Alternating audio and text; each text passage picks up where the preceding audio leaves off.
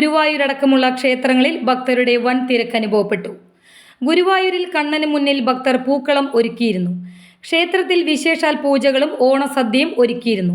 തൃശൂർ വടക്കുംനാഥൻ, തിരുവമ്പാടി പാറമേക്കാവ്, കൊടുങ്ങല്ലൂർ ഭഗവതി ക്ഷേത്രം, ഊത്രാളിക്കാവ് ഭഗവതി ക്ഷേത്രം, മച്ചാട് തിരുവാണിക്കാവ് ക്ഷേത്രം, ചെറുതുരുത്തി കോഴിമാംപറമ്പ് ക്ഷേത്രം, മുള്ളൂർക്കര ഇരുനിലംകോട് മഹാദേവ ക്ഷേത്രം എന്നിവിടങ്ങളിൽ തിരുവോണനാളിൽ തൊഴുതു വണങ്ങാനും വഴിപാടുകൾ സമർപ്പിക്കുന്നതിനുമായി നിരവധി ഭക്തർ എത്തിയിരുന്നു.